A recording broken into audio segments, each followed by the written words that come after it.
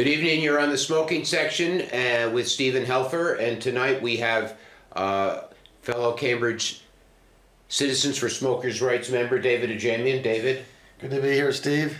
how many shows have you been on at this point?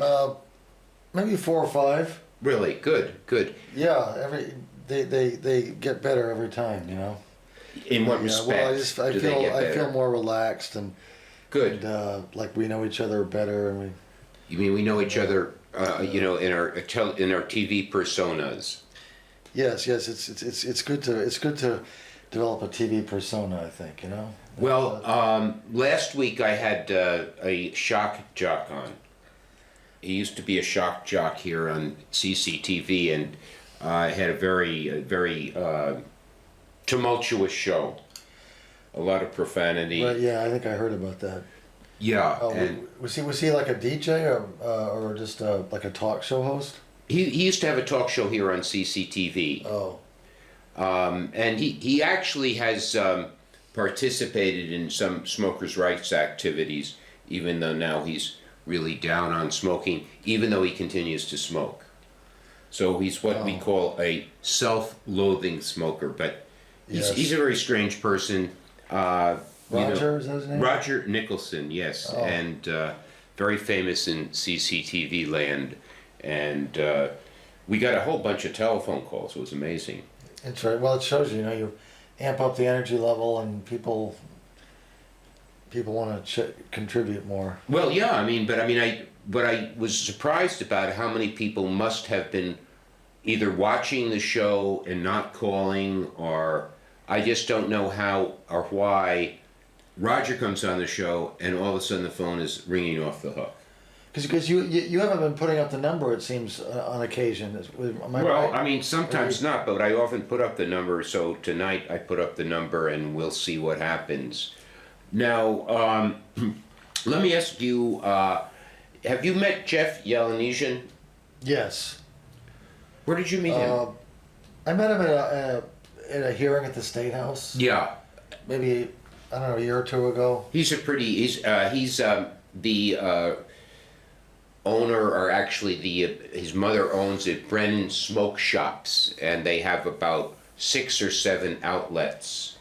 And he does some very good radio ads where he talks about free speech and he talks about tobacco, and is one of the few tobacco retailers who really is active politically. Oh, so his smoke shops, they concentrate on tobacco as much as on other paraphernalia? They don't know. He doesn't do a lot of marijuana paraphernalia. No, he doesn't. Oh. No, this is pretty. I think more he's like Levin Pierce. Oh yeah, not quite as dignified, let's say, as Levin Pierce, but then, and he has smoke shops, Brockton and let's say I think Plymouth, and has about six or 7 of them. So he alerted us to a proposal by the Bridgewater Town Council to ban the sale of tobacco in Bridgewater. I see. And is that going to be coming up for a vote? Actually, it came up last night, and I wasn't able to get there, but I did contact Jeff, and Jeff had organized resistance, mostly probably from retailers, etc. And they pretty soundly defeated it. It didn't go anywhere, which we were very happy. Good. That's good. Because I didn't, I was kind of felt bad about not going down to Bridgewater. Well, yeah, I would have gone down with you, although last night wasn't the best night. But if there's anything else coming up. Oh, good. I'm glad to hear that you're interested in that. Because basically what the anti-smoking regime has found is that when you come up with things that could be controversial like this, they go from town to town rather than at the state level. So, for example, raising the minimum age to buy tobacco, at least in Massachusetts, for the most part, has been a town-to-town stealth campaign. Well, it's not really a stealth campaign, but Is 21 now? well, in many towns, yes. Well, is there a state law? No, there is no state law in okay. Massachusetts that forbids the sale of tobacco to people under 21. Oh, but other towns have what, 18 and 20? Yeah, it's 18. The state law is 18, and most towns are 18. Oh, okay, all right. But, for example, Cambridge and Somerville are 21. No, what about, I hear that some towns want to ban menthol cigarettes. Is that in Massachusetts or? Well, I mean, there's been a strong well, see, yes, I don't know. I mean, I'm not sure. No, I don't think there's any town in the state of Massachusetts that's banned menthol. Some towns have banned what they call flavored tobacco. These mostly are cheap cigars that have a cherry flavor or something like that. But menthol, I mean, it's a big issue. Like the European community has banned menthol. No, is that because menthol is like an easy target or something, or why are they focusing on that? They're focusing. Well, okay. So why are they focusing on menthol? Well, their claim is that because menthol makes tobacco more smooth and mild to the throat, right. etc., that it makes it easier to smoke, and they always do it under the rubric of preventing teenagers from beginning smoking. Right. But my belief is that really they're banning menthol because their idea and I mean they've been iterated it. They're not dishonest about it. I mean they don't advertise it, but they're not dishonest about it. But they all want total prohibition, and they feel that for a number of reasons. One reason is that a lot of people would say, "Oh, we tried prohibition before; it didn't work with alcohol." And another thing is that so many states depend on tobacco revenues that it would be hard to just introduce a prohibition right away. I think so. But what they do, and that is they kind of go around the corners. Like, well, first you have to be 21. You can't sell it in pharmacies. You ban menthol.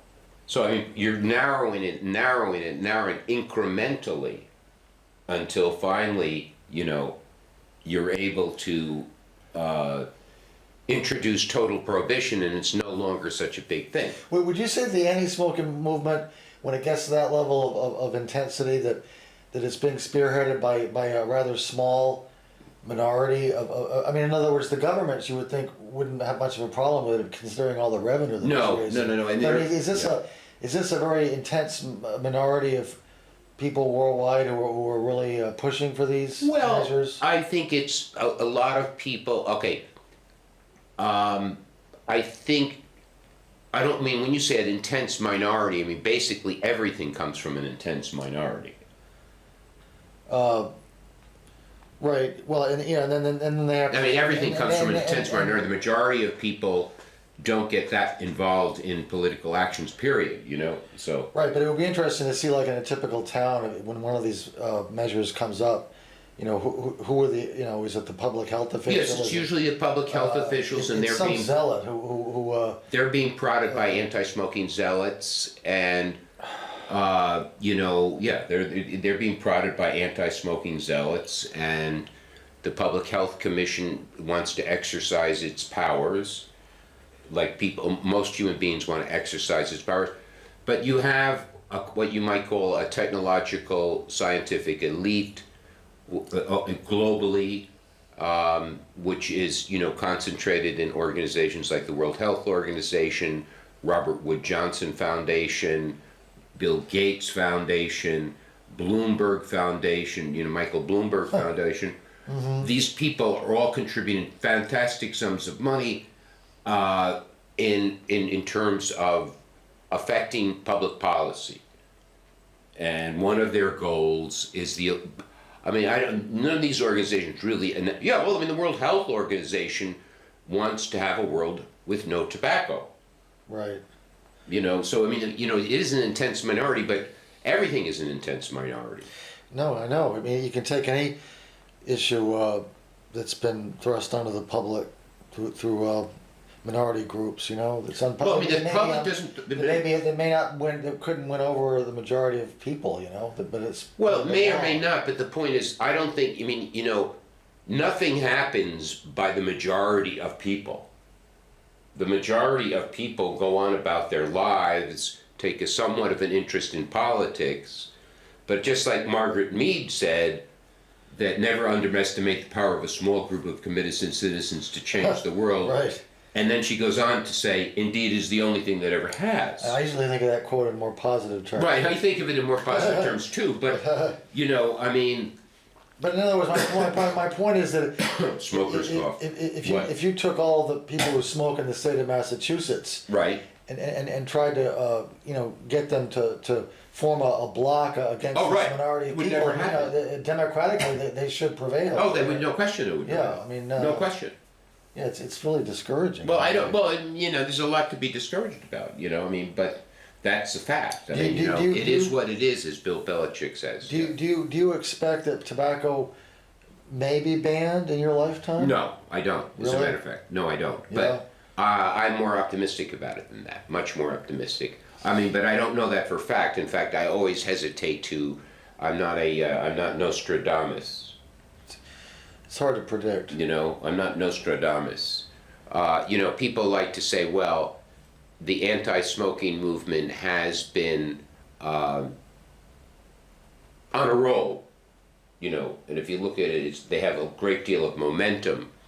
And if you take that and project that out 20 years, let's say, then I think there is a possibility tobacco will be prohibited. But you know, those you know, data lines or, you know, statistical lines usually don't go on for the same purpose. But I mean, you know, I mean, you know, by banning menthol in, you know, the European Union, that's a lot of countries, and that's a huge percentage of tobacco, of cigarettes. Not as big as in this country, but that's a, you know, major step towards prohibition. I know. And now does Europe also have plain, what do they call it, plain packaging? Is that now standard across Europe? Right, as some tobacco rights people have pointed out, it's not really plain packaging, it's packaging. Propaganda packaging. With propaganda packaging, with you know, horrible images of people who are sick, you know, and they claim they're sick because they smoke, but I don't know where these images come from. I don't know if the people they took the photographs of were ever smokers. Right. I don't know how doctored the photographs were, you know, but... well, then that gets to the article that you and I were going to talk about that fellow who saw the picture of the man with the throat tumor.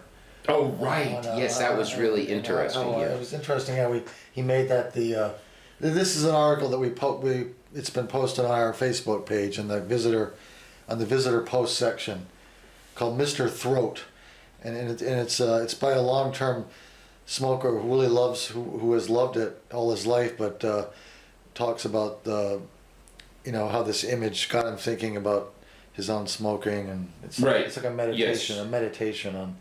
It's a long meditation too. Yeah, it's quite long. Yeah. But you know, this guy, you know, it was interesting, this article, because first of all, he lives in a country where they have this propaganda packaging, which is obviously Ireland. Right. And he has to smoke outside. Did you notice that? He doesn't smoke in his apartment. Yeah, he mentioned going out in his dressing gown in the morning. I like that. But what I thought was interesting, and then he talks about you know, the routines, you know, and how he always likes to have a spare pack on him, you know, and he'll smoke the last 2 or 3 out of one pack, and then he'll have another on hand, and and he talks about, you know, the different types of pleasures he has from different cigarettes during the day, you know, like the very first one, and then the one after coffee, and how each one of them resonates in a different way for him. That was interesting. My favorite cigarette is my first cigarette. The very my first. first and my second, each of which I have with coffee in the morning. Oh, okay, but yeah, that's mine too, I think. And then in fact, that's the high point of my day, basically. The morning. My morning with my coffee and my cigarette. It's something beautiful. to look forward to. It's just absolutely beautiful. Yeah. And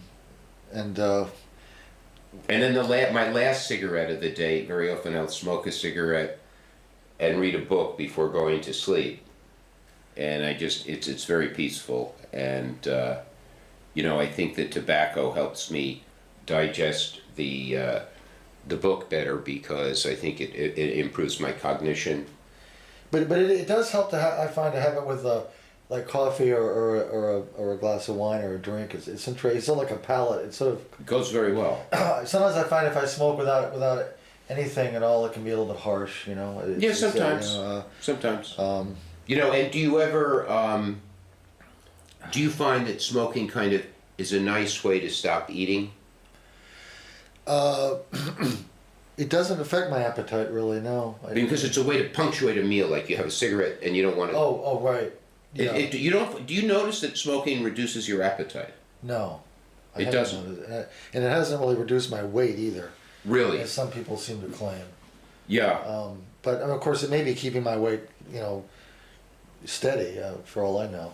Well, I mean, I know, because I have a friend here, a young guy, a lot younger than me, but, he was always very thin, and he's a smoker, and then he gave up smoking, and I haven't seen him in about 10 years, and I just saw him the other day walking down the street, and his body side just completely changed. He's like, he used to be a thin guy, not skinny, but thin, and now he's like, very big, let me put it that way. Heavy. Very heavy, yes. But I mean, not it's just kind of striking, he came, he just completely changed. But, and this guy, this guy doesn't seem to, this article that you posted on our Facebook page doesn't seem to, I wasn't as enthusiastic about it as you were. Let me put it that way. Well, I mean, it's interesting that for all the it's like a love song to smoking, but at the very end he says, having to smoke outside, having my clothes reek in front of people, yes, right. Having to bum cigarettes off people when I'm trying to quit.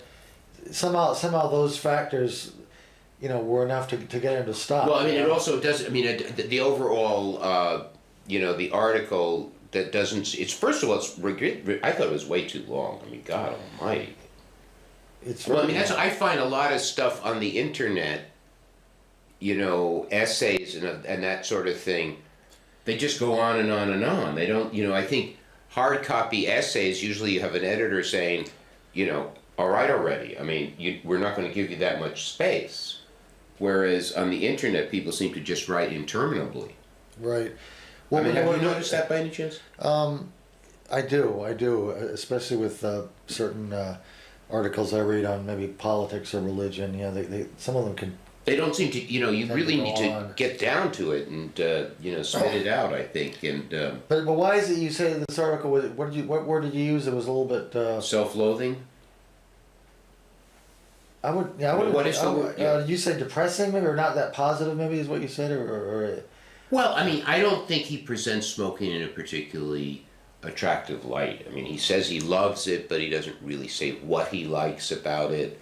He talks about it more as, filling a need or a hole, in his life. But he doesn't, Yeah, he mentions how he's been at bars and girls will suddenly just ditch him if they. Right. He's a smoker or something like that. Right. I mean, he doesn't seem to think anything of defending smoking or defending smokers or questioning the the witch hunt that is going on worldwide against tobacco companies and against smokers,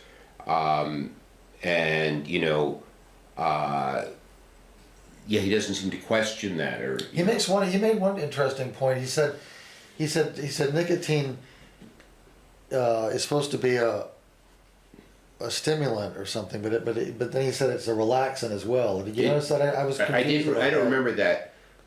Nicotine, nicotine. There's been a lot of scientific study done on nicotine. Probably the tobacco plant. In fact, some people have said smoking is the #1 cause of statistics. I mean, tobacco plant has been studied, that's one of the reasons, which is so stupid for, the anti-smoking groups are never stupid. Never. They are very, very intelligent people, very committed people, ideologues. They never do anything stupid. Everything they do has a good purpose to advance their agenda. But one of the things they like to say, and they have accused the tobacco companies of, is withholding scientific evidence of the harms of smoking, which is theoretically possible. I mean, the tobacco companies might have gone down certain roads in certain experiments that didn't look favorable, and they may have ended the experiment or not advertised the results as much as they should. But but the anti-smoking groups go further, and they say they withheld important evidence from the public, which is absurd because tobacco has been studied more than any other plant and studied by so many anti-smokers for the last 60, 70 years that, this idea that the tobaccos were privy to some kind of scientific knowledge that was not readily available to the government. Yeah. Well, I read, there's some famous quote is from some author who says there are lies, damn lies, and statistics. Well, I mean, that's supposedly a quote by Mark Twain. Was it Mark Twain? Yeah. Right. Statistics can be manipulated so easily. Oh, very, very easily, yes. Yeah. Very easily. And it's... but so I mean, this idea that where were we? I mean, we were just. Well, you didn't answer my question. What is the question? Nicotine is both a stimulant and a relaxant. Oh, right. Oh, yes, definitely. Well, nicotine. First of all, nicotine has been very carefully studied, probably more than just about any other plant. And